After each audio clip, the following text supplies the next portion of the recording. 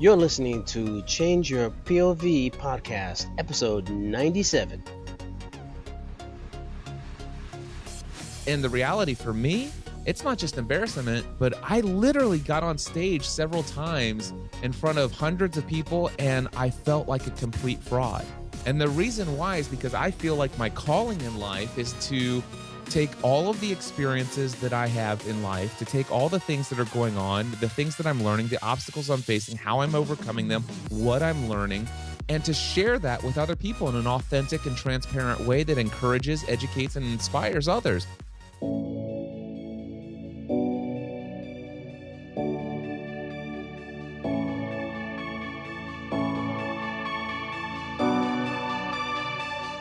Welcome to Change Your POV podcast, helping you navigate transitions in your life like entering and exiting college or the military, changing jobs or careers, and providing you with the coaching and mentorship needed to help you advance in your personal or professional life. Sometimes all you need is to change your point of view. Now, here's your host, Eddie Lazary.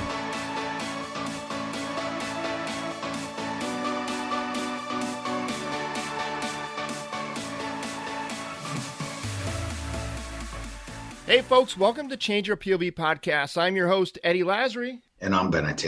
And we are here today with a very special guest, Mr. Cliff Ravenscraft. How you doing, Cliff? Eddie, Bennett, I am doing excellent. I am delighted to be here. Thanks for having me on the show. No problem. So I will tell you that for my audience out there, a lot of them may not be familiar with who you are, but they are very interested in what you do. So Cliff Ravenscraft, first and foremost, is a podcast producer who has produced more than 30 of his own podcast shows with over 3,600 of his very own podcast episodes devoted to business, technology, entertainment, family, and faith. In December 2006, Cliff launched podcastanswerman.com, where he has since helped tens of thousands of individuals and organizations successfully launch a podcast through one-on-one coaching, his Podcasting A to Z online group coaching course, and his digital training tutorials. If you were to look at the top 100 podcasts in the business category of iTunes, more than 50 of these shows were created by clients who worked with Cliff. Cliff is one of the first podcasters on the scene when he started a hobby podcast talking about the hit show Lost. Cliff is also a speaker, philanthropist, leader in his community, and an all-around motivating and inspirational guy. Wow.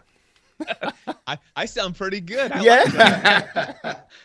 That's awesome. Welcome to the show, Cliff. We are really looking forward to talking to you about something you probably may not get the opportunity to talk about a lot, and that is health and fitness and weight loss. Yeah, it's been quite a journey for me over the course of the years, and I'm excited to talk about it, wherever you want to begin. That's awesome. First, what are you the most excited about in your life right now? Oh, gosh.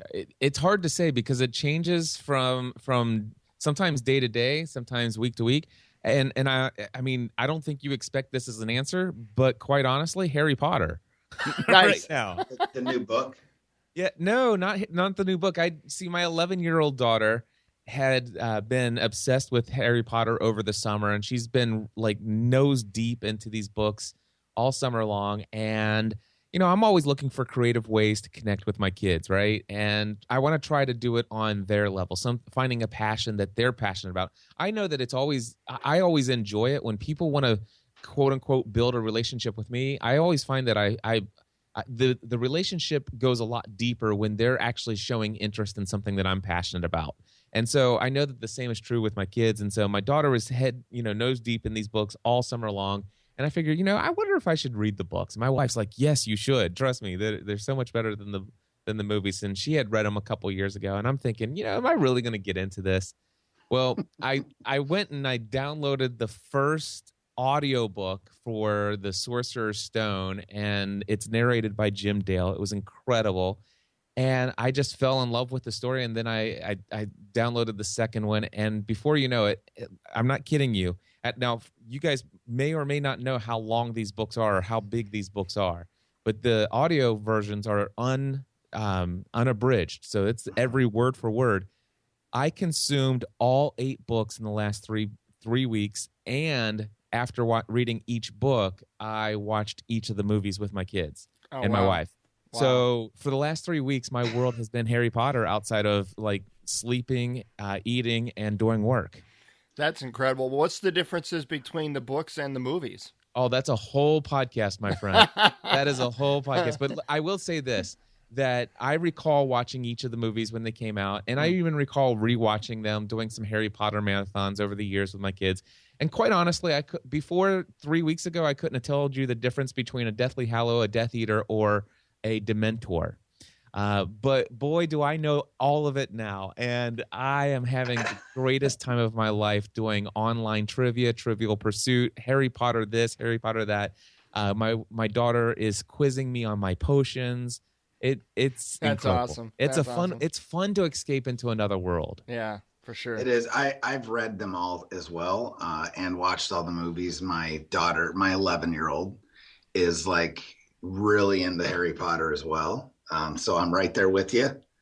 Totally Good. Understand what you mean, and So it is. you get me, right? You Oh yeah, no, I understand totally where I'm do. at. You're like, yeah, this is, I the one thing I wanted to do is I've read them all, but I want to get them all on audio, download them on Audible or whatever, but I haven't gotten there yet. So go to Audible. This is just a little tip for anybody. This is what I do.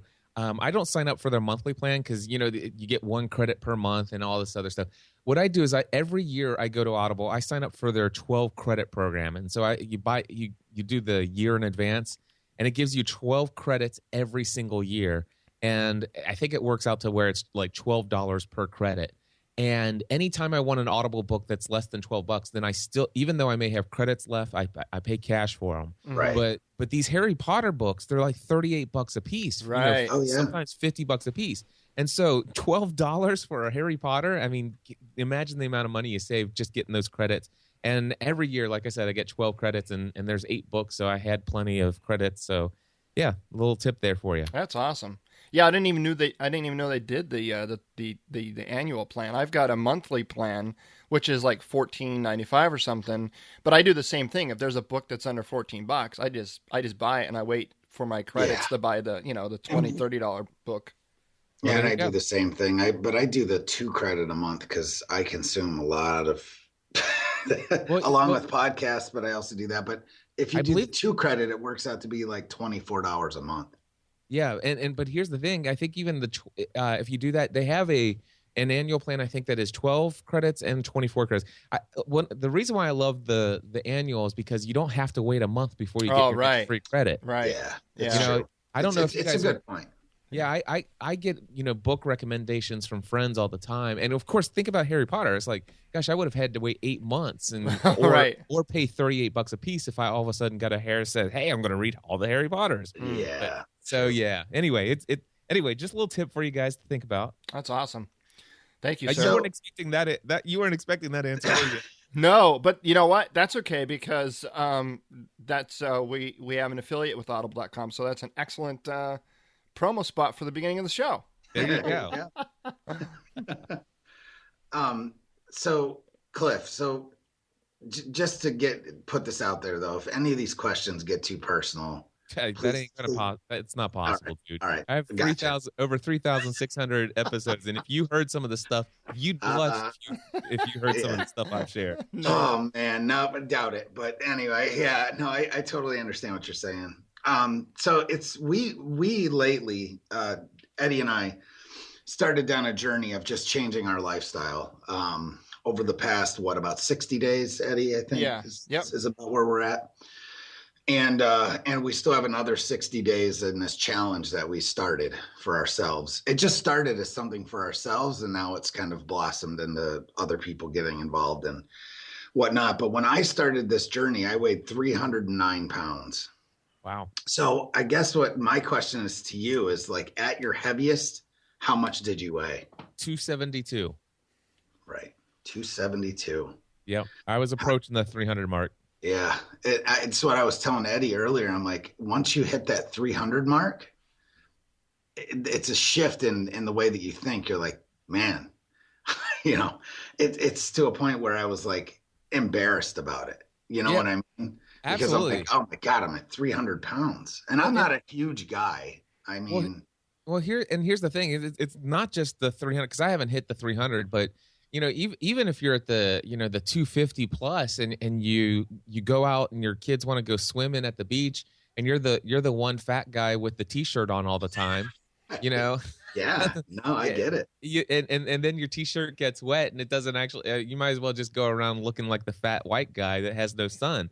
So you don't have to talk to me about feeling embarrassed and stuff like that. But here's what I tell you: for me, the real struggle for me was the fact that over the course of the years of what I've done in my business over the last 11 years, I've been sitting behind a microphone. People, you hear my voice. My voice sounds more confident and I communicate a lot clearer today than I did 11 years ago. But still, relatively speaking, with a good microphone, some good compression on my audio and all this other stuff, I sound pretty darn good and have sounded really good over all these years. And it's been easy for me to create content that is inspirational and motivational and it's encouraging and stuff like this.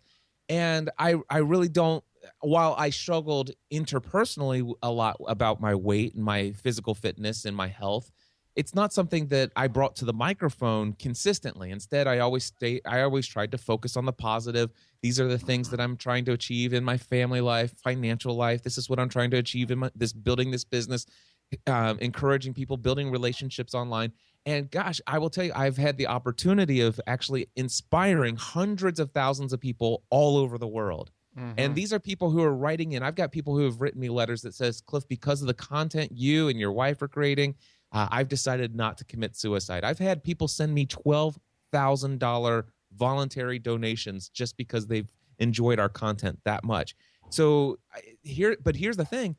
All of a sudden, I get these opportunities to start showing up at conferences and speaking. And then I get on stage and people want to hear me talk about this inspirational message about this life you can live online. You could leave the day job behind and you could find work that you love. And that's, they want me to get up there and tell my inspiring story. And the reality for me, it's not just embarrassment, but I literally got on stage several times in front of hundreds of people and I felt like a complete fraud. And the reason why is because I feel like my calling in life is to take all of the experiences that I have in life, to take all the things that are going on, the things that I'm learning, the obstacles I'm facing, how I'm overcoming them, what I'm learning, and to share that with other people in an authentic and transparent way that encourages, educates, and inspires others, and even hopefully entertains them in some way.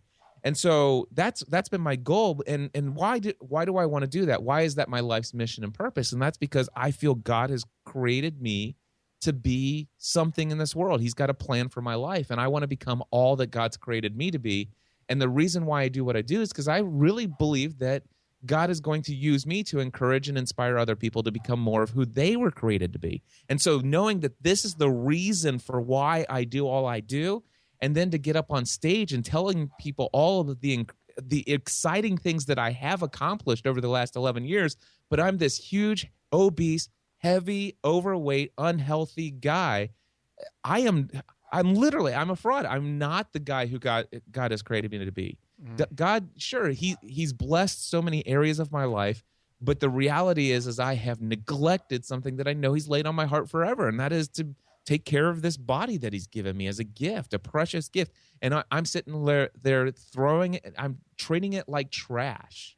And so I felt like a fraud. So not just embarrassment, but man, just to get up in front of hundreds of people and to be out there and to know that just a month ago you bought a brand new suit and now it's time to speak on the stage, and an hour before you go down, you get your suit coat on and the button's about ready to pop off. That's a pretty horrible feeling.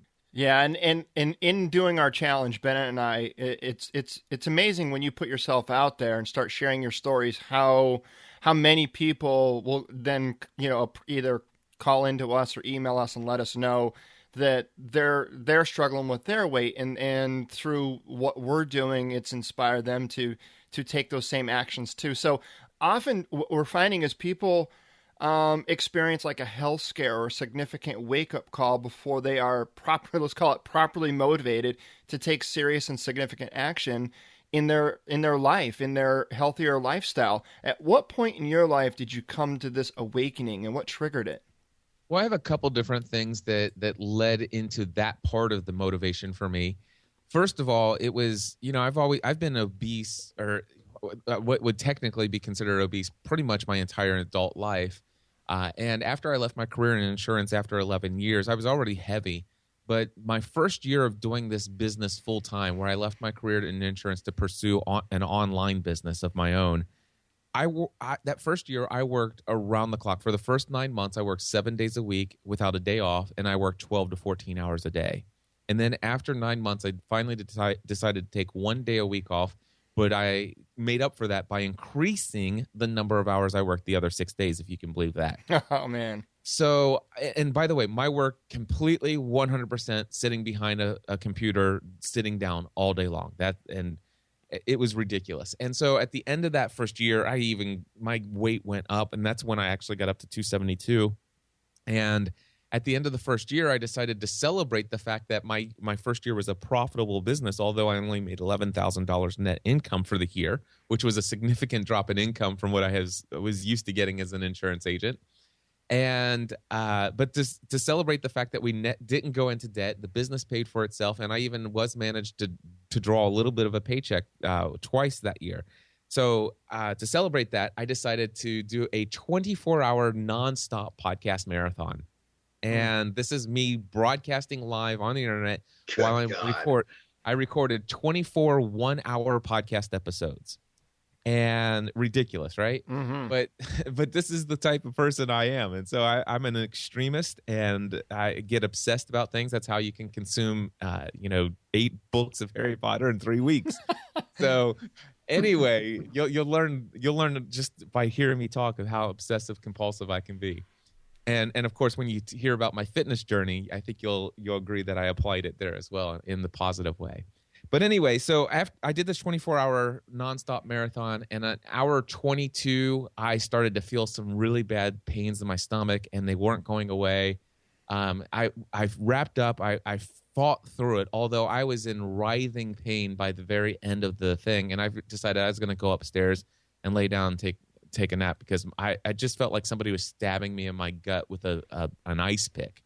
And I couldn't sleep. I couldn't lay down. There was no angle, or there was no way that I could actually get the pain to subside.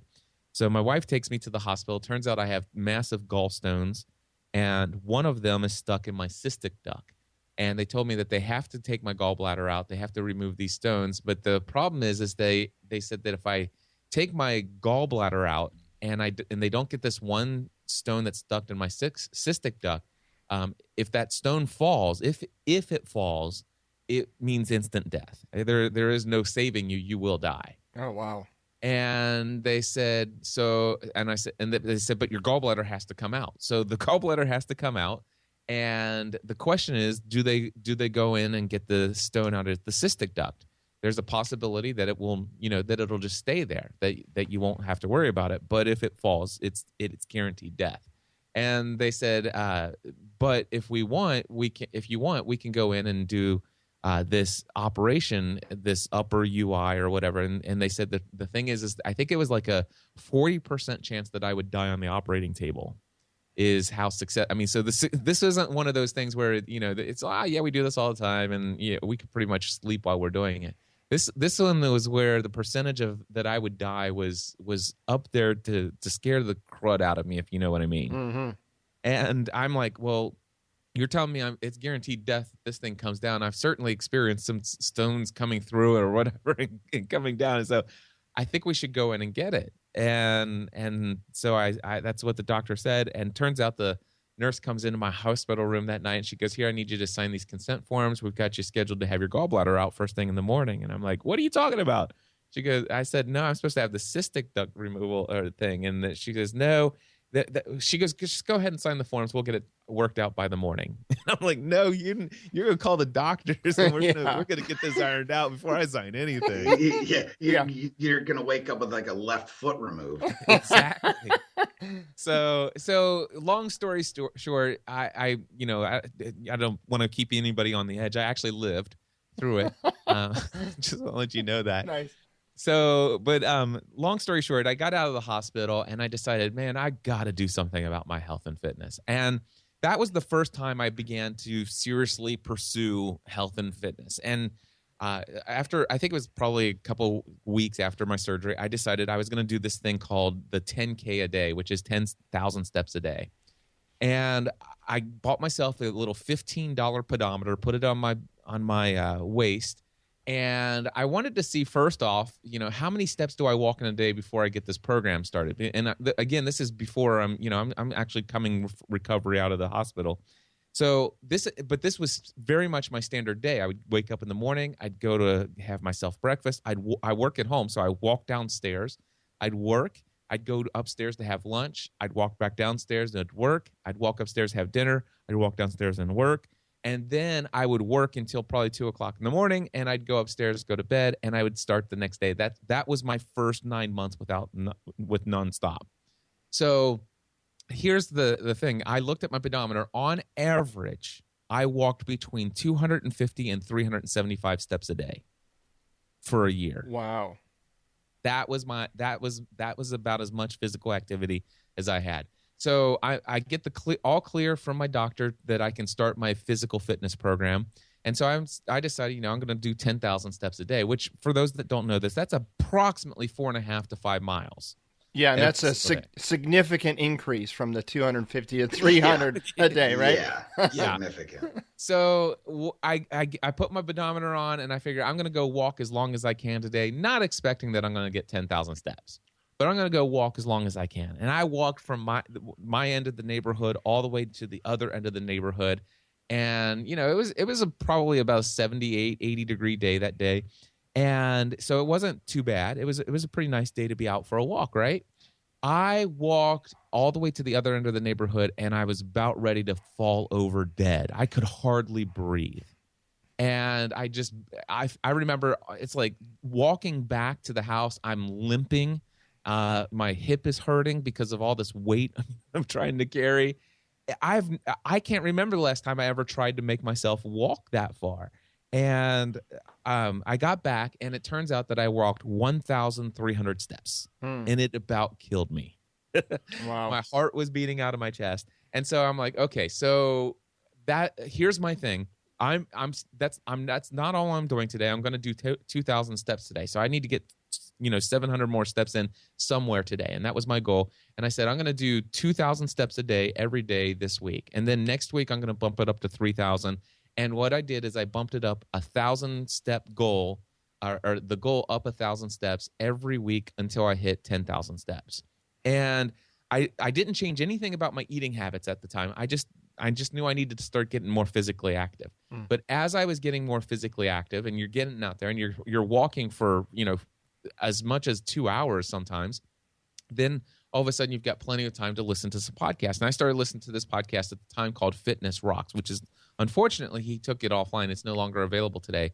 But this was a medical doctor who spent time reading all the latest research in science done on fitness and health. And so he would take all of that medical jargon, and he would just talk about the findings that they're finding about the latest research in science and health and fitness from a language you and I can understand. And it was just real. And he started talking about this Mediterranean style, Mediterranean eating habits. And I hesitate to use the word diet because I don't want anybody to think it's a fad diet or anything like that. Diet is the real word of diet is just what is it that you typically makes up the food that you eat on a regular basis. That's your diet. This is diet as a noun, not a verb. So I think that made sense. Yeah. Oh, totally. Yeah. Okay. So the idea is that there's the Mediterranean diet, and they said that the studies all point to the longest living people in the world are people who live in the Mediterranean part of the world. And here's the foods they eat: lean meat, fish and chicken. They eat beans, whole grains, and fruits and vegetables and nuts. So I can't believe I remember all off the top of my head. But for those listening, if you rewind and write those down, those are the foods that Mediterranean people around the world, or in the Mediterranean part of the world, that's what they eat, and they're the longest living people on the earth.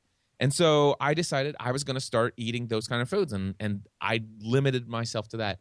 And over the course of 18 months, I ended up, and all I did was walk and change my food eating habits. And I lost 60 pounds over the course of 18 months. And it had a pretty drastic impact in my life.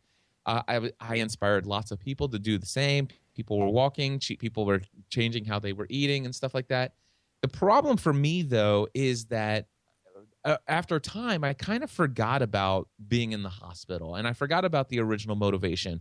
And I got so caught up on the number on the scale. Yeah.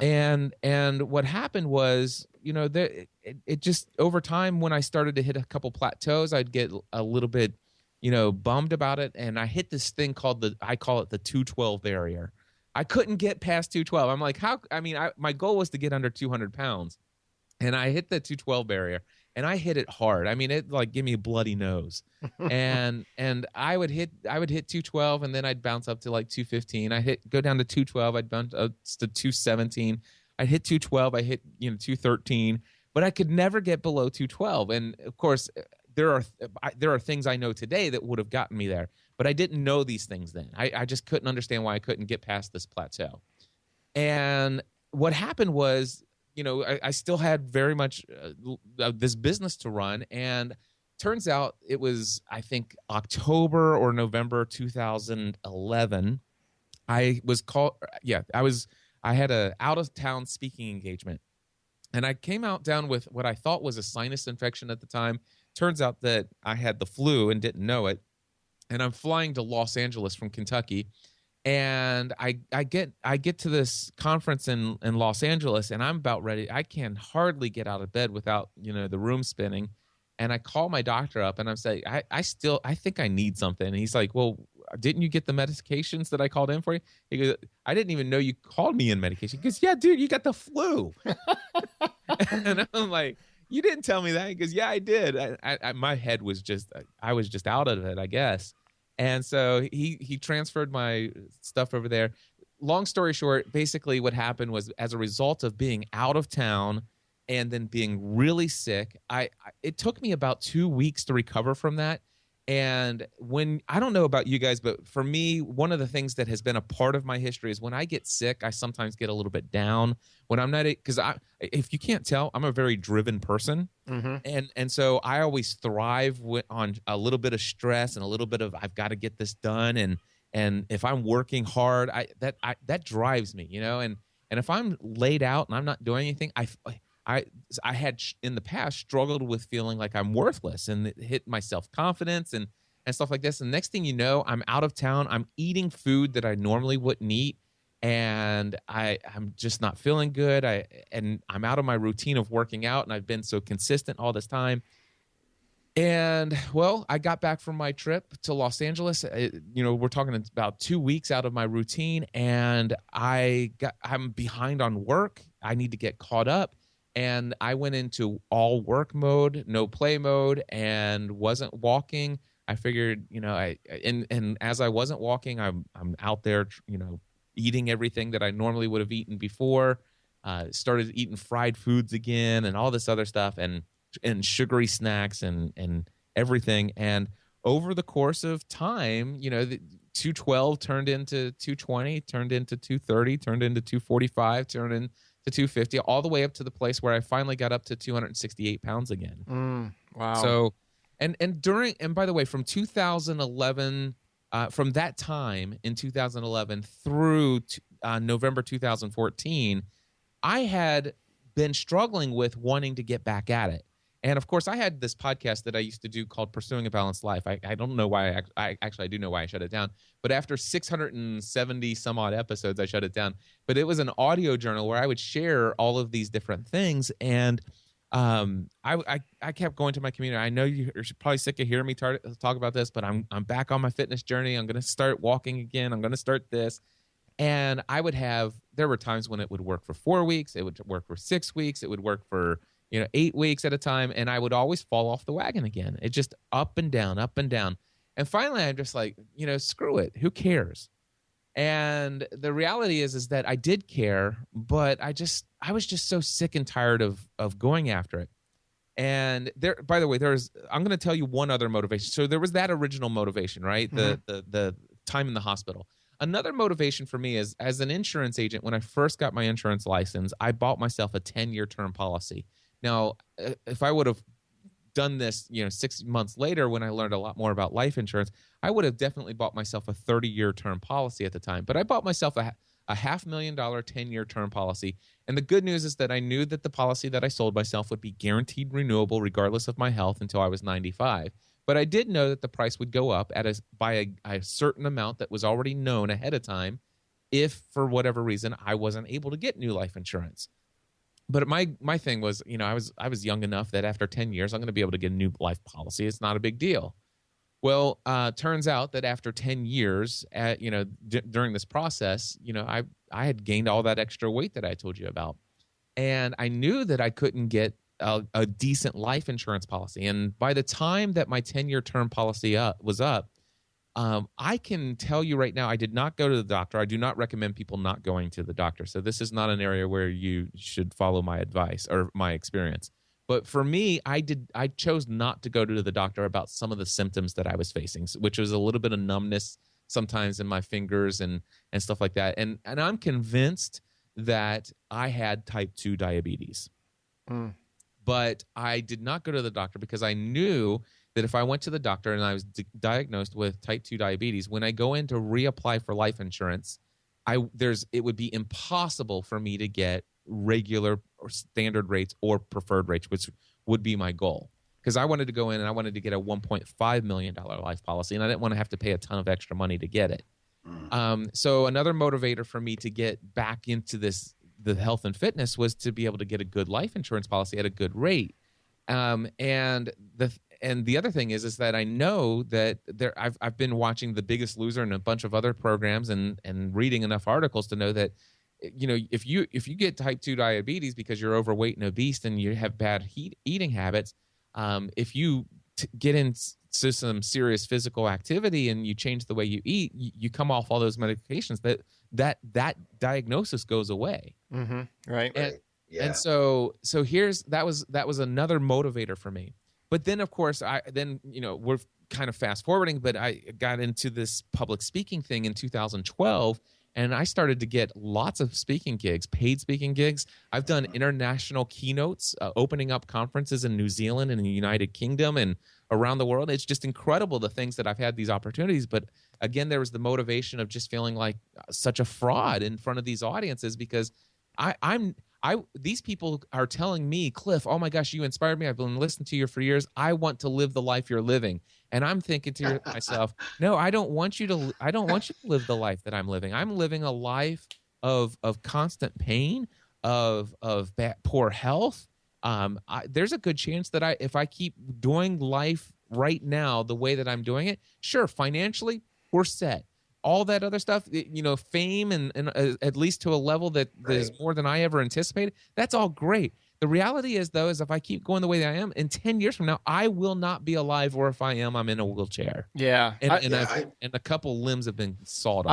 I've heard somebody say one time, and it really struck me, it says, if we don't take care of our bodies, where are we going to live?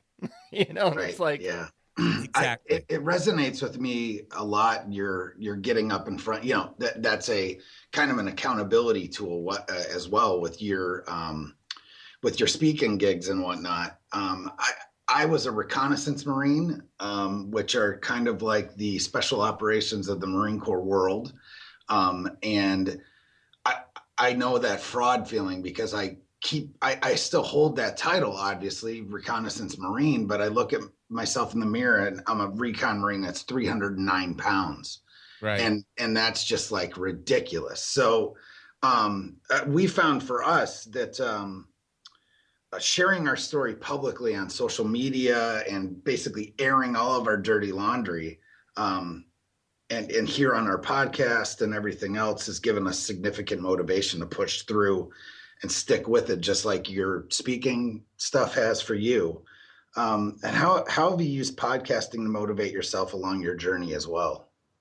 Well, that podcasting continues to be a motivation for me as I turn to a lot of podcast content for inspiration. So first of all, there are people that I surround myself with that they're also very much focused on just overall personal development and growth.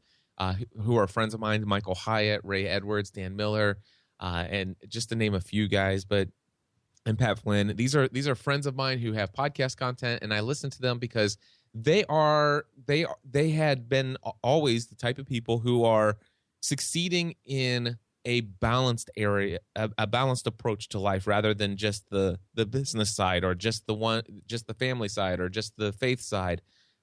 They have a more balanced approach, and so just tuning into their content on a consistent basis is always uplifting, inspiring, knowing that there are other people out there who are firing on all cylinders, if you will. Yeah, and Eddie and I are kind of addicted to Sean Stevenson right now. The coach. What is it, Eddie? It's the Model Health Show. Model Health Show, yeah. Yeah, I checked out his show. He was recommended to me. You know, the weird thing is I don't listen to any of those health and fitness podcasts like you would imagine. Although there is one, and the reason why I listen to it probably will come out in this conversation if you guys want to go further into what's happened since November 2014. But there's a podcast that's called Live Fit. And I think you can find it at livefitlean.com, or just look for Live Fit with Glenn Johnson. I don't listen to his podcast every single week. I haven't listened to every single episode, but I will tell you I've listened to about 15 to 20 episodes of Glenn Johnson's podcast, and it reminds me a lot of the Fitness Rocks podcast that got me so excited back in the days. My thing is today I am not at a lack for information about what it takes to stay physically fit and healthy and nutrition. Because I consumed all that content back in that first part of my journey that I told you guys about. Mm-hmm. And so kind of like, I'm at the place where I have all the knowledge. Well, not all the knowledge. I have enough knowledge that I could change my life forever and stay physically fit and healthy forever. The thing is for me, it was coming to the consistent and constant motivation to apply it to my life forever. The execution portion. Yeah. Yeah. So podcasting for us, at least in our experience so far, and now this show is under a year old, but still, this is episode 97, so we're getting up there close to our 100 episode mark, which is a milestone for me, and it's like a drop in the bucket for you. But podcasting is an incredible medium, and it appeals to people of all ages, demographics, interests, affiliations. I'm in a mastermind group, and there's a 66-year-old gentleman that asked me to help him start a podcast to help him spread his message about aging called The Inner Game of Aging. He just recently launched it a couple of weeks ago.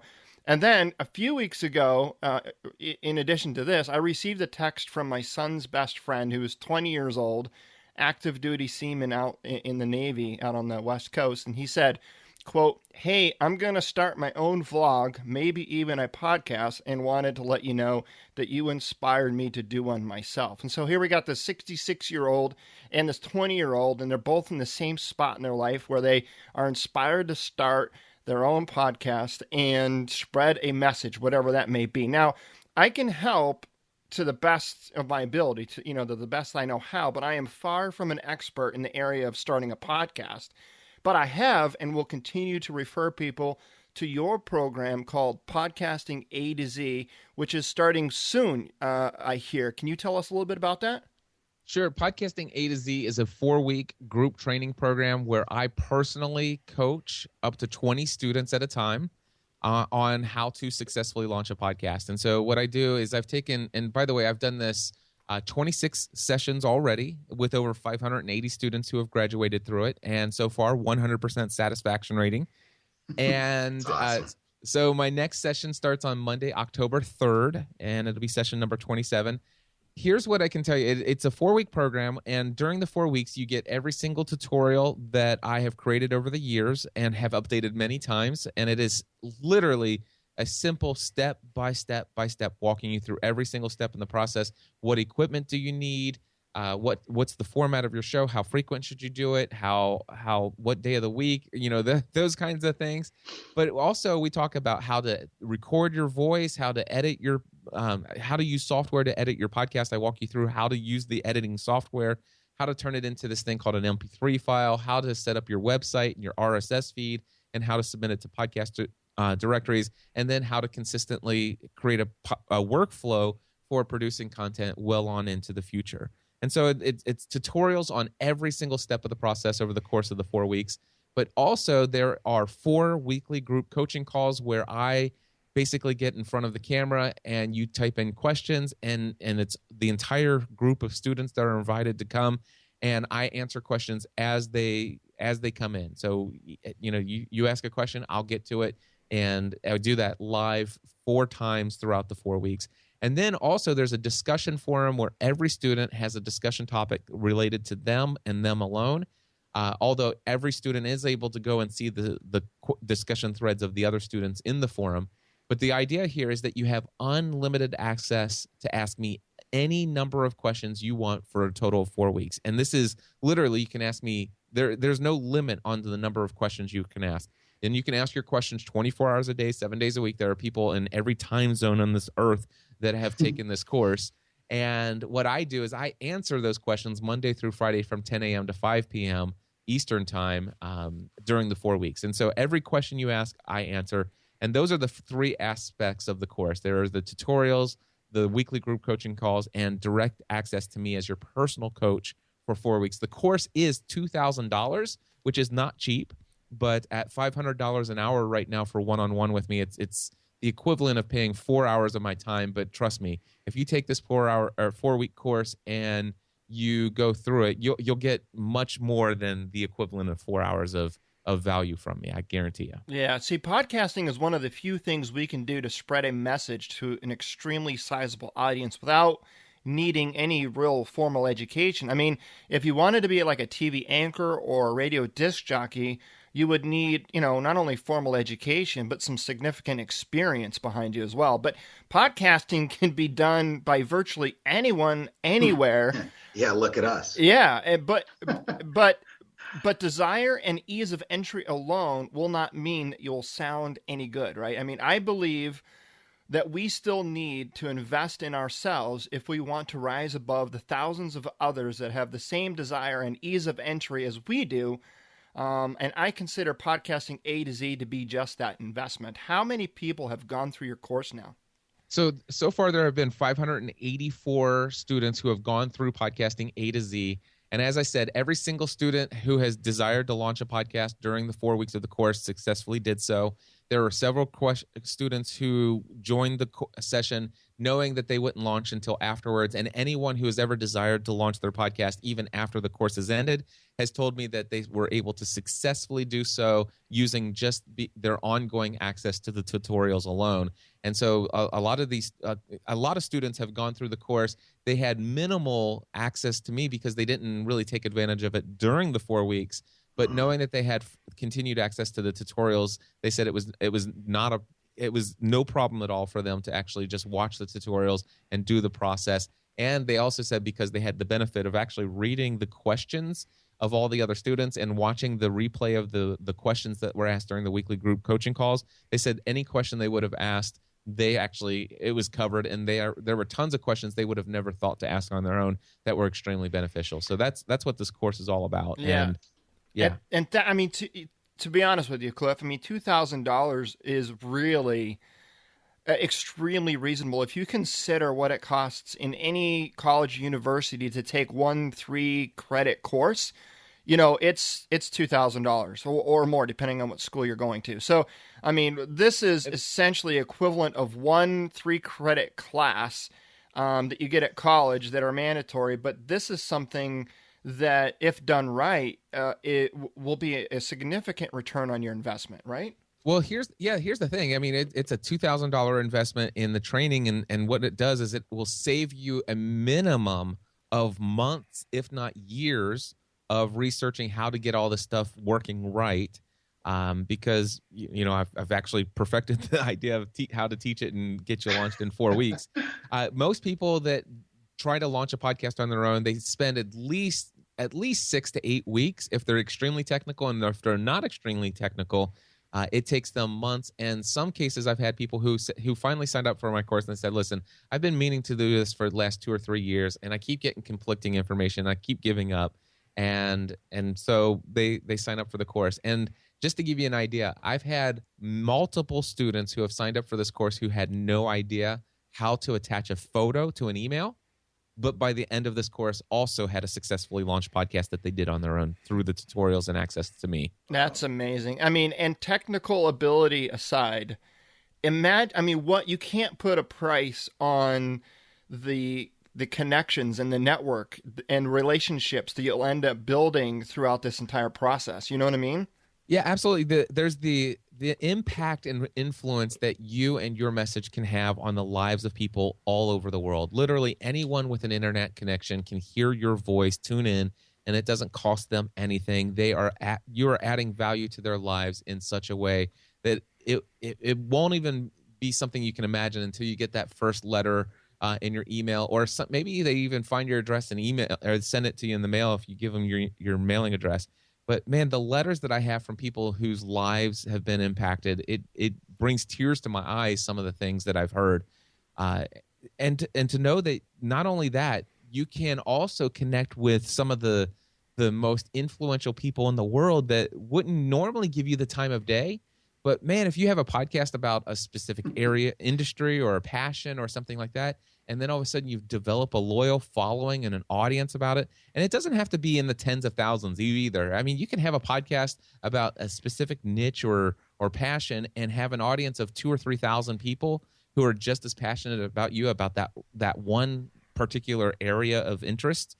And if you have 2,000 or 3,000 people, that is going to give you a significant amount of buying power when it comes to the attention of some other influencers in the space. So if there's somebody in your industry or your passion that is writing books or they're just sought over after for their area of expertise and coaching, you write them and say, hey, I've got this podcast devoted to this, and I would love to invite you to be a guest on my show and talk to you for 30 minutes to an hour.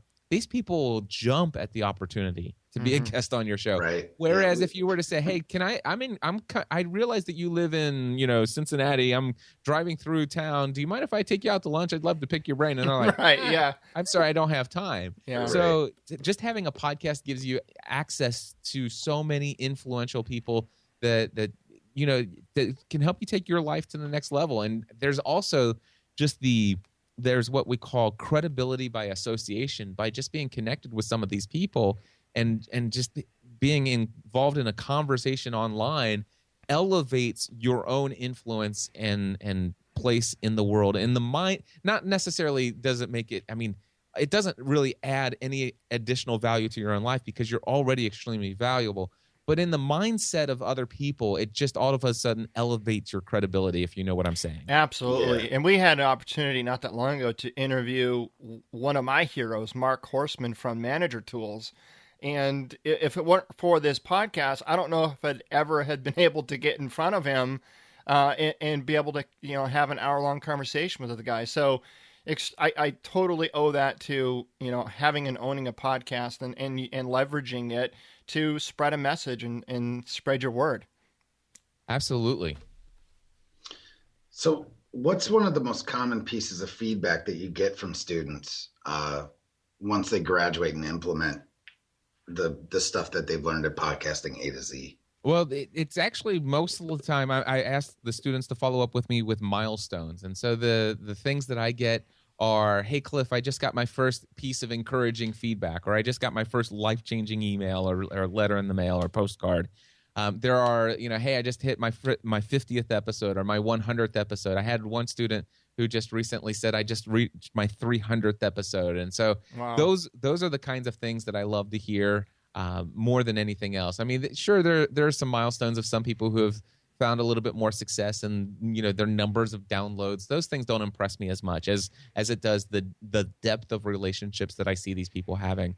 One of the most interesting stories for me is Anna Sophia Reinhardt, which is she was an early member of my community back when I did a Lost podcast. And when she was a young girl, she had attempted to commit suicide. And in that failed attempt, her parents were really concerned for her because afterwards she became kind of reclusive. She would not interact with the outside world. And she was watching television and she came across the TV show Lost, the TV show Grey's Anatomy, and a couple other TV shows. And she was really intrigued by these shows and she watched them. and she became fans of them, but she wouldn't interact with anybody in the outside world. Well, she discovered podcasting by researching some stuff online about these TV shows. She subscribed to our Lost podcast, and my wife and I even did a Grey's Anatomy podcast back in the day.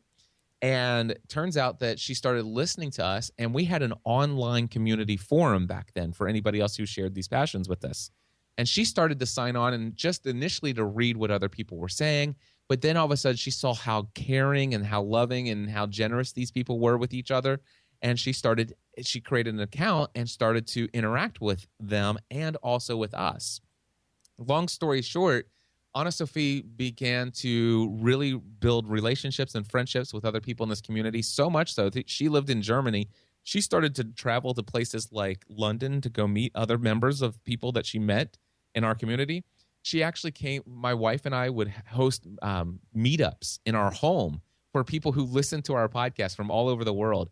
And we literally had people coming watching the season premiere episode and the season finale episodes of the TV show Lost. And we had people from Germany, the Netherlands, the UK, all over the United States, all in our home. And then finally we outgrew our home. We had to move some other places. But also, Anna Sophie had come to several of those meetups. And not only that, but she came, and her and her sister from Germany stayed at our home for 10 days as guests.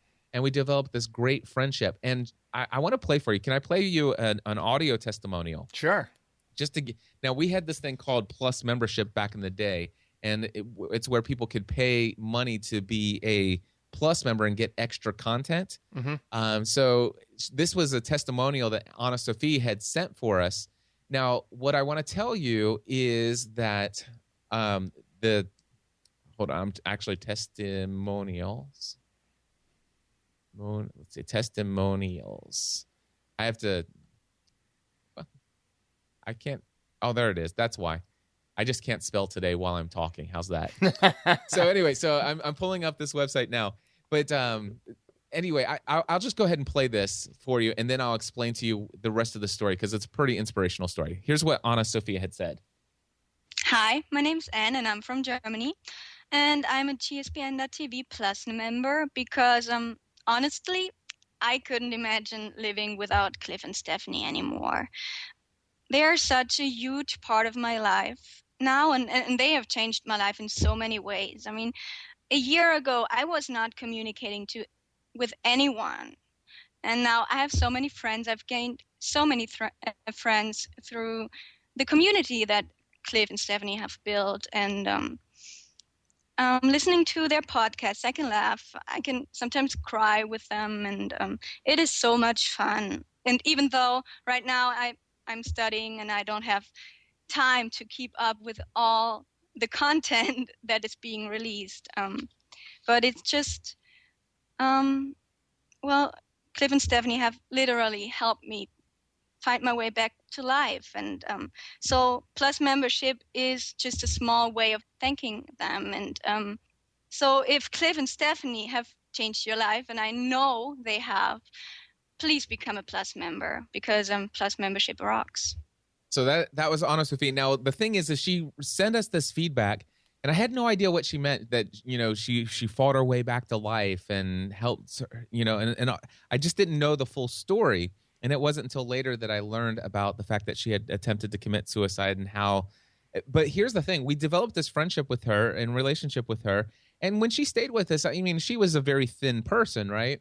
Well, she, even beyond after she stayed with us, one of the things that I noticed, and it didn't dawn on me until after she had shared even deeper, but I did notice that she seemed to always be thinner and thinner.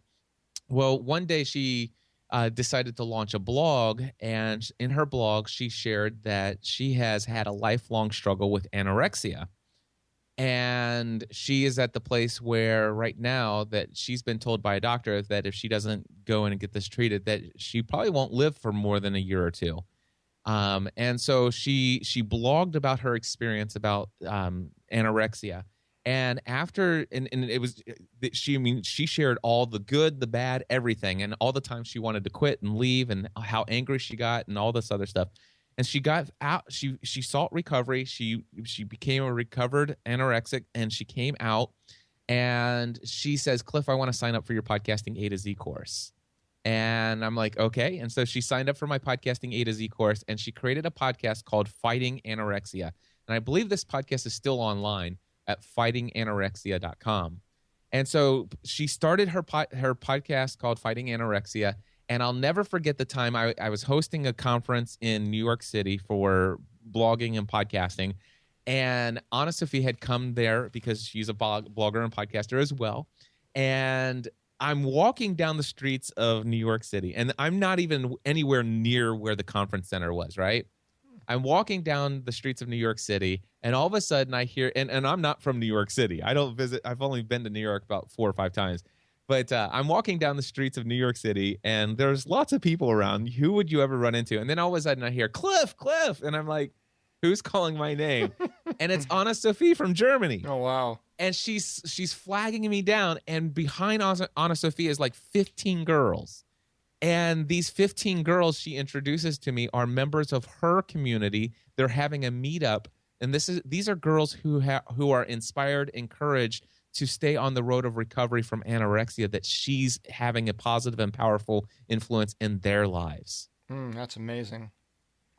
Yeah, it just goes to show you how it's a legacy, right? You inspire those that inspire others, and it continues and it perpetuates. And who would have thought that a show where you're just talking about, or a podcast where you're just talking about a television show could have this kind of effect on other people? You know what I mean?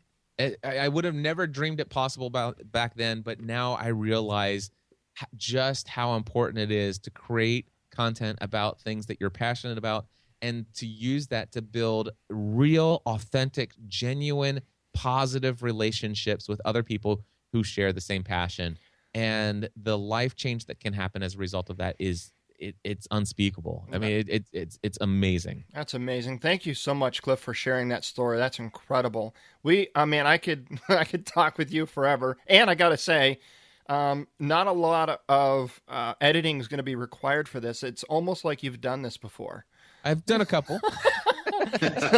So I before we wrap up, I do want to give an update on where I am in my health and fitness journey. Yeah. I don't know if you guys know. No, I don't. Well, I've been, other than just Facebook stalking you and Google researching you and all of that. Little stalking going on. Yeah. All right. So I'd love, how much time do you have for me to give you the update of what's gone on the last 22 months? Well, we have as much time as you're willing to afford, Cliff. We want to be respectful of your time. So, I mean, I took, to be honest with you, I took the day off because of from work because of this interview. So I have the entire day.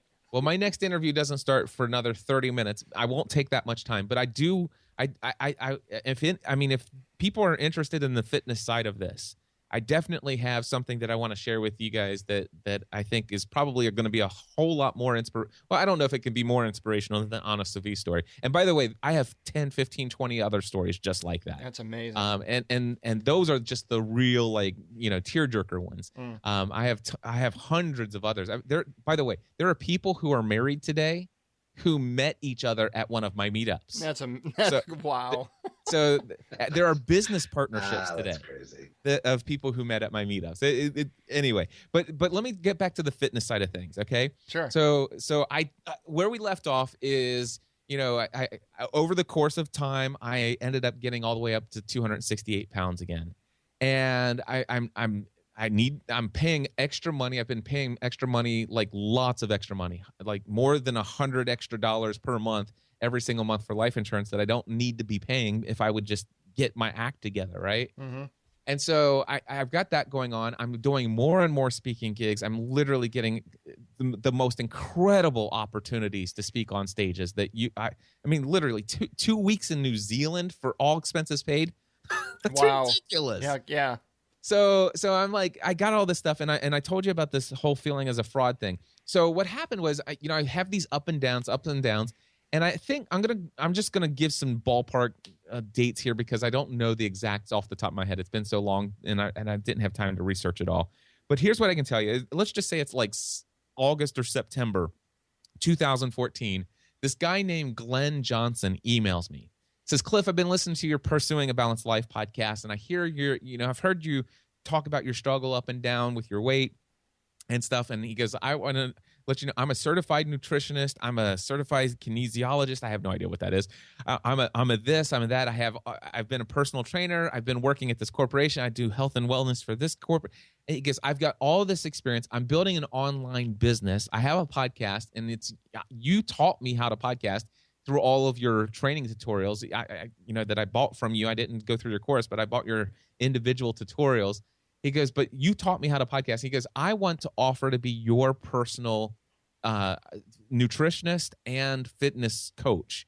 Oh, that's awesome. He says, Cliff, I'm willing to do all of this for you, and I don't expect anything in return. I'm not looking for you to help promote my business or anything like that. Just want to help you for all the inspiration and for the fact that you helped me launch my podcast. I just felt led to offer this to you. And this is what I wrote back to Glenn. I thought about it. I prayed about it. And I'm like, Glenn, I really appreciate it. And this like 2 or 3 days, I just sat in my inbox because I didn't know what to respond. And so after 2 or 3 days of thinking about it and praying about it, this is what I wrote back. I said, Glenn, I really appreciate all this encouraging feedback. I'm thrilled that you launched a podcast and all this other stuff. I got to tell you, to be honest with you, I'm just not ready to do anything right now. I know what I need to do, and I just don't want to do it. Right now I have absolutely zero desire to do anything about my health and fitness at this moment in time. And the other thing is, part of me is that I know that and understand that you know me, but unfortunately I don't know anything about you. And so I don't know how my personality would work with your personality. And I'm so busy right now in my business that I don't have time to get to know who you are or to research any of this and to give you an answer of how I feel about this. And I'm just busy right now, and I'm not interested. And I've got so many other hundreds of emails that are in my inbox that I need to respond to. I hope that you'll understand that I'm not just being like, don't bother me. I'm just not in a place where I'm ready to accept this. And here's what I want to ask. I said, please don't reach out to me in a couple of weeks or in a couple of months and ask me if I've had any additional time to think about it, because quite honestly, until I decide that I want to do something about this, if you were to reach out to me again, it will probably frustrate and anger me. And it has nothing to do with you. It has to do with what's going on inside of me. Right. And so my response to you in a nutshell is I am very extremely appreciative of the offer that you've given. I know how generous it is, but I feel like I need to decline it at this time. And I just ask you to let me reach out to you if I decide decide to come back and accept that offer if it's still available. And he wrote back and he says, Cliff, dude, I so appreciate that response. And that was it. Matter of fact, at the time, I don't even know if I actually knew what Glenn's name was. I might have known his name was Glenn. And after a week of that, I didn't even know what his name was. His name has escaped my mind. But here's what happened. It started this thought process. Glenn started something inside of my heart and in my mind. It's like, God, do I need to do something? Okay, I know I need to do something. But is Glenn the guy? I mean, do I really need an accountability partner? Do I really need to work with people? So many times I've tried, people who had wanted, like locally, people wanted to join me in my journey of fitness and health. And I got really excited about some of the friends who was going to commit to working out with me. And then when they didn't show up, I allowed that to be the excuse of why I didn't work out that day, even though I was fully prepared, but they didn't show up. And then I said, okay, well, I've got work to do. Yeah. And, and it's like, I just don't know if I need somebody. And if I need somebody, is he the right one? I don't know this guy. And I began to pray, God, is Glenn Johnson somebody that you've brought into my life to work with? And if so, I need you to convince me. You need to just consistently beat it into my head like you do so many other things until finally I get it. Otherwise, is there someone else? Or do I need to do it on my, what is it, God? And I just kept praying and praying and praying. So a couple weeks later, it's October 2014. I'm going out to Colorado. I go to Beaver Creek, Colorado, which is right next to Vail, Colorado. Elevation's very high there. I've never been in high elevation before. So here I am, this 268-pound super heavy guy in Vail, Colorado. And if anybody's ever been in the upper elevations of Colorado, and heard of elevation sickness and all this other stuff. Dude, I'll tell you what. I went there. This was actually for speaker training. I wasn't actually speaking at this conference. I was going there to take my speaking to the next level. It was the second time attending this high-end training speaking course. And so I go there, and the conference is on this main level, and the bathrooms at the venue were downstairs.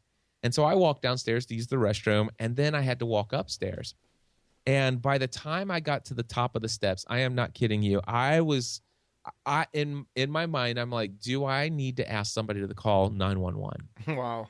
My heart was beating out of my chest just because I walked up the steps. Mm-hmm. Now, granted, I was in this high elevation, right? But I've been drinking the water. I'm doing everything I thought I should be doing. But man, my heart is, this is crazy.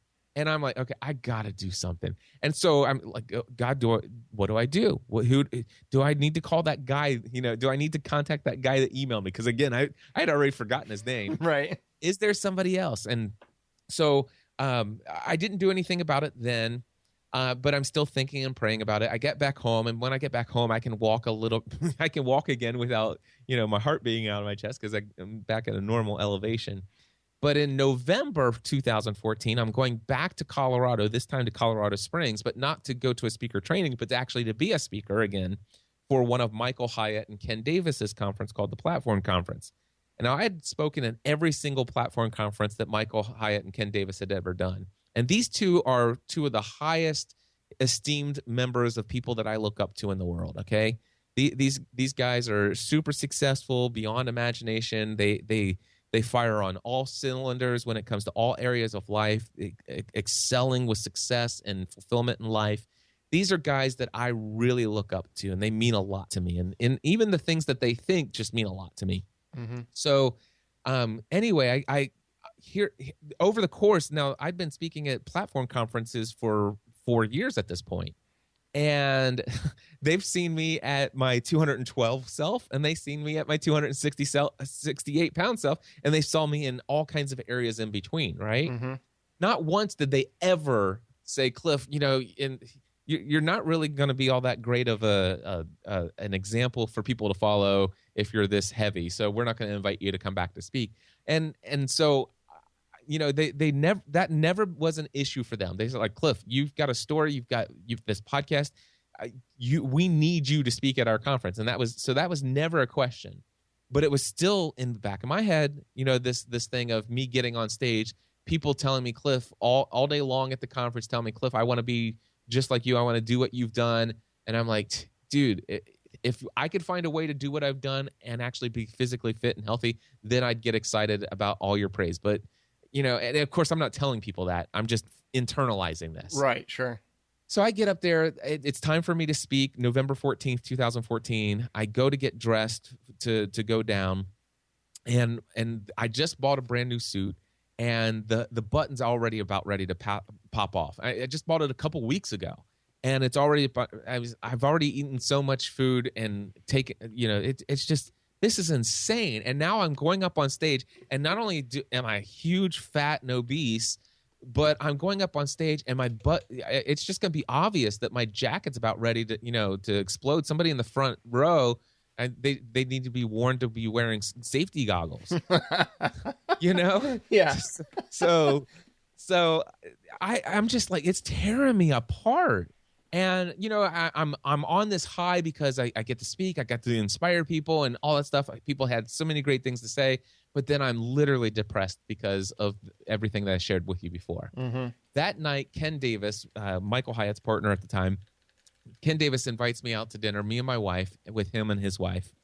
And he says, Cliff, I want to share with you. He goes, if I touch, if I step on your toes, if I offend you, I don't mean to. We'll change the subject, but I've noticed that you've been struggling with your physical fitness and your health over the course of the last couple of years that I've known you, and I've seen you in times when you've taken the bull by the horn and you've done some pretty amazing things. And he goes, and I've seen you where you are today, where you seem to be struggling again.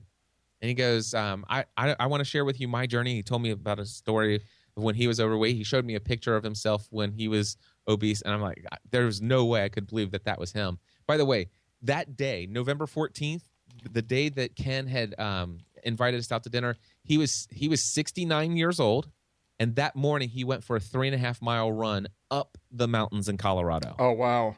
So that gives you the idea of his health and fitness at 69, right? That's incredible. So he's sitting here telling me about the time when he was obese and about how that actually almost cost him the life of his granddaughter in the Colorado mountains when she got lost. And so he told me about that, and he says, Cliff, he goes, I've never offered this to anybody. He goes, and I'll be honest with you, I don't even know if he goes, I don't have time for this, but I will make time for this with my travel schedule. Ken Davis is an extremely popular Christian comedian, and so he travels all over. But he says, Cliff, I feel God has called me to invest in you. And he says, I want to offer you, I want to be your personal mentor in the area of health and fitness. And if you will allow me to be your personal health and mentor in personal fitness, I believe that I can give you some things that will change your life forever. Mm-hmm. And he says, but here's the thing. If you accept this, I'm going to ask you to make some pretty significant commitments. And he goes, let me explain to you what they are. Number one, I want you to read my book called Fully Alive because I want you to understand my story. And number two, I want you to read this book called Younger Next Year. Younger Next Year is a book written by a medical doctor and one of his patients and how his life was changed by a couple of pieces of information. And the chapters in here about the biology of exercise, the biology of strength training, what happens internally when you change your cytokines from damage and repair to healing and recovery and all these other things. So he says, once you learn about these, I think it will motivate you. And this book is actually going to lead you to the next commitment, which is to work out 6 days a week, every week for the rest of your life. No less than that. You're going to work out 6 days a week, every week for the rest of your life. And that's a minimum of 30 minutes a day. 4 days a week are going to be heart rate focused exercise. 2 days a week are going to be strength training. He goes, Cliff, if you've never done strength training before, what that means is you're going to go into a gym and you're going to work with a personal trainer who is going to help you tear every fiber of your muscle apart by lifting heavy weights. That sounds fun.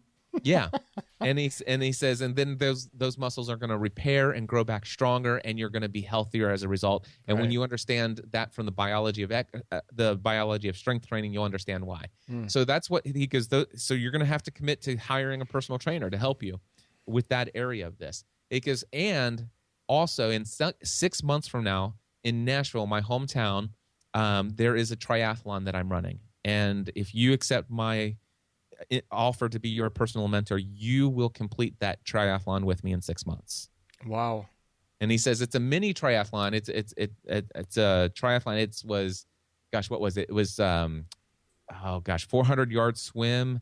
It was a 10-mile bike ride and a 2-mile run. So he goes, so that's the commitment. And I sit there and now I'd been praying all day that day. I was like, God, I've got to do something. I got to do something. And then another friend of mine, Ray Edwards, was there. He was also speaking at the conference at the time as well. And Ray had really, over the course of the last 6 months up to that point, had really radically seen some drastic improvement in his own health and fitness. He goes, and I asked him, I said, Ray, what has motivated you? He goes, gosh, I got to tell you, it's my accountability partner. And I tried those before, and they just have never worked out. He goes, yeah. He goes, this one's different. He said, this one's my son. And he says, I think for me is that it was finally when I had somebody that was an accountability partner that I didn't want to let down. Right. And he says, I think that was, and so that thought had been going through my mind throughout the day as well. I'm like, God, I think I'm willing to work with somebody, but who would I work with that I wouldn't want to let down? I mean, I have no idea. That guy on the internet, I have no idea who he is. If I let him down, it's no big deal, right? Mm-hmm. Now you've got Ken Davis, and I think even though you may not know who he is, I think even by what I've said so far, you understand that I have a high esteem for him, right? Sure, yeah. So this is a guy that I look up to, and it's like what he thinks of me, even though I shouldn't determine my value upon what anybody else thinks about me. The reality is that this was somebody that I wouldn't want to let down. If I made a commitment to him, I would not want to let him down. Mm-hmm. That would mean a lot to me. And so Ken says, I understand this is a lot. He goes, I said, Ken, do you mind if I pray about this and get back with you? And he says, yeah. And so I sat there at the dinner table. I was just silent for about 30 seconds. And I said, hey, Ken. And he says, yeah. He says, I've prayed about it. I'm in. Wow. Nice. And so then I basically told him about everything that had been going on since, Glenn Johnson had emailed me, although I didn't say Glenn Johnson because I didn't know his name at the time. Right. So we still good? You still into the story? Oh, yeah. This is a great All story. Right. So I come back home and I'm thinking this I've got to get started. November 14th, 2014 is the first day of the rest of my life. Mm-hmm. I started working out 30 minutes a day minimum. Actually, I did 45 minutes minimum, but the commitment was 30. Right. And so I'm starting to work out. I get on the elliptical and I'm going at it. And I am reading this book. I'm being inspired. And I'm thinking, I'm reading Ken's book first. And I'm inspired and I'm getting motivated. There are some days it's hard to make myself to get on the elliptical. But, man, every single time, 15, 20 minutes in, I'm glad I'm there. It's easy as cake to finish it. But, man, there are some days. Usually I'm doing this 6 days a week. I didn't do any strength training at first. It was all cardio first couple months. Mm-hmm. But so I get on the elliptical every single day or 6 days a week. And some days, I would say 2 days a week, it was just you might as well have offered me $1,000 to get on the elliptical, and I probably wouldn't have taken it. That's the motivation I had to get on it. But I forced myself to do it. I made myself accountable to my audience, telling them what I was doing, sharing my journey, and started posting about it online. I started posting post-workout selfies, sweaty selfies of me online on my social media account. Every single day I finished my workout. And I figured, at first I thought it was going to be this triathlon that was going to motivate me. I have to be ready for the triathlon, right? Sure.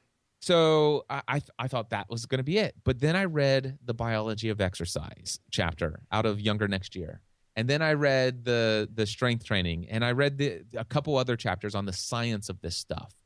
And then I did not need the triathlon anymore. Mm-hmm. I didn't need anything else. All I needed to know was about cytokines. If I would have known about cytokines back when I was in high school, I would have never got to the place where I am today, or where I was then at that time. Because where I am today is pretty freaking awesome. So we'll get there. So I started I'm working out 6 days a week, and as soon as I read the Biology of Exercise and the next couple chapters on science of exercise, I am rocking it. I am so motivated. I am just like, this is incredible. In fact, I got to the place where, I'm on the elliptical. I get out and I'm doing a little bit of riding on my bike, and it's like I had a flat tire the first ride out. I'm like, oh crud. But I'm like, okay, I got my bike fixed. I'm going out and I'm doing a couple more rides because I have to be able to do a 10-mile bike ride. Right. Yeah. So I need to do that. And then I start swimming. It's like, I don't want to swim. It's like I can swim, but I just don't want to swim. I have no desire. This is not a form of exercise that I want to do. Mm-hmm. Swimming's too inconvenient for me to want to do it on a consistent basis. So I started to dread the fact that I made this commitment to do the triathlon. And I'm like, listen, I'm going to work out 6 days a week, every week for the rest of my life. I know that, even if I don't do this triathlon. But I made this commitment, and I'm like, I wonder if Ken would be mad at me if I get out of it, even if I stay the course. And my wife's like, listen, you made a commitment. You are not getting out of that commitment. You're doing it. Right. And so I actually did a total of 3 practice swims just to make sure that I could actually swim 400 yards without dying. Right. And that was all I did. But boy, did I fall in love with cycling. So much so that in 2015, I rode over 1,000 miles on my bike. Holy cow. Wow. I did 3 100 solo century miles, and it took about 8.5 hours to 9.5 hours per ride. That's amazing. I fell in love with cycling. I fell in love with strength training. My wife and I hired a personal trainer who, by the way, is a former, well, I guess you don't say former, but he's a Marine. Right, yep. 24-year-old guy out of the Marines. He comes in and teaches us how to blow our muscles apart. We've been working with him for, I think, the last 18 months. That's amazing. And my wife and I do that together 3 days a week, 1 hour for each session. We do legs and shoulders, back and biceps, and chest and triceps. And I mean, we go in and within 1 hour, we have a saying: failure is not an option; mm-hmm. It is a requirement. We literally take every single muscle group that we're working to complete failure during that session. Right. And of course, we take our protein supplements and we allow our body to recover and stuff like that. But here's the thing. I got to the place where at first it took a ton of willpower to get into the gym, to do those cardios and to do all the strength training and stuff like that. It was so painful at first and all this other stuff. And then after about 3 months, it became habit. It wasn't so much, am I going to work out? It's like, when am I going to work out? Sure. This is a part of my life. This is who I am. It's my identity now. Mm-hmm. But about 9 months into it, I am not kidding you, I became addicted. And I have been addicted to physical activity ever since. So much so that let me explain to you what I do today. On Monday through Friday, every single Monday through Friday, I wake up in the morning and I do fasted cardio runs. So I run 3 miles every single morning, Monday through Friday, before I eat anything.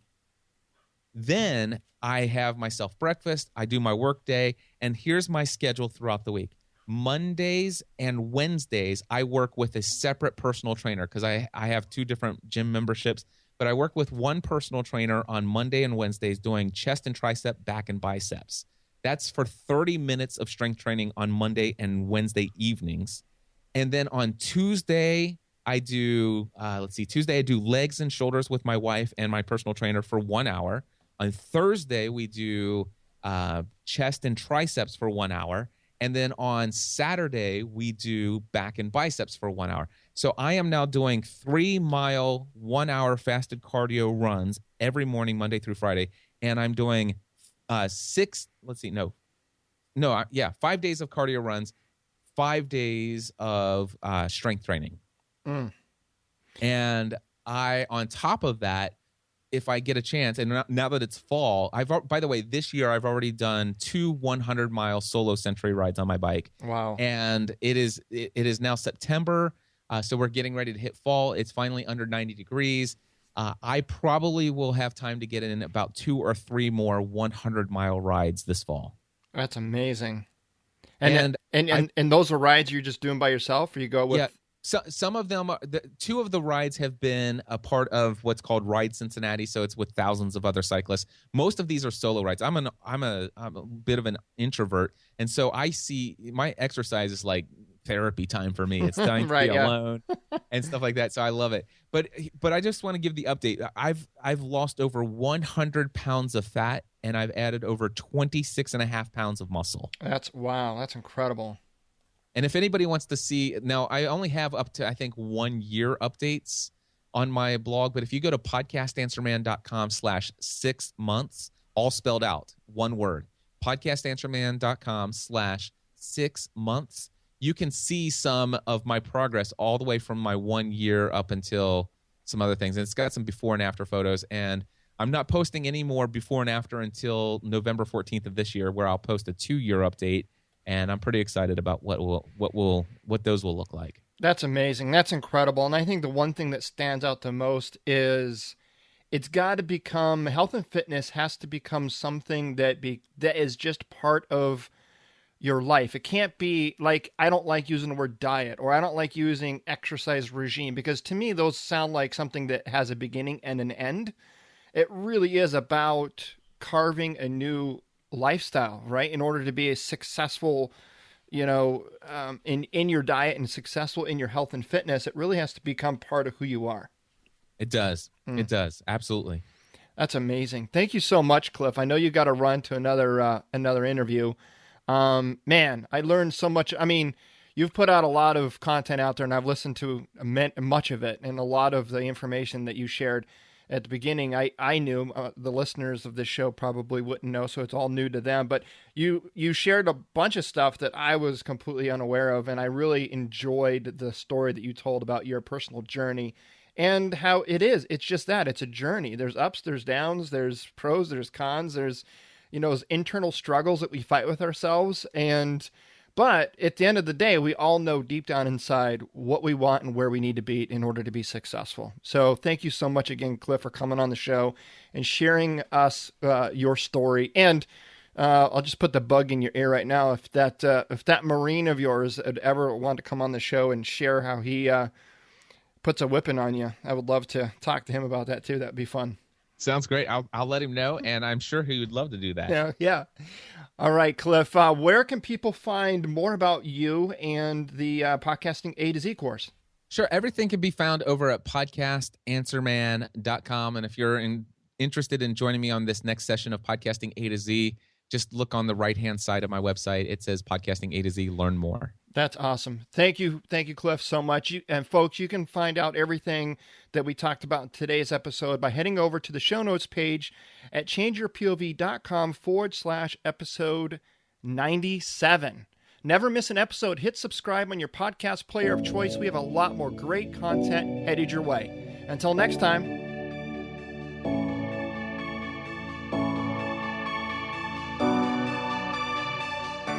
Thanks for listening to Change Your POV podcast with Eddie Lazary. Check out more content by going to changeyourpov.com. And remember, your ability and willingness to change your point of view will open doors of opportunity.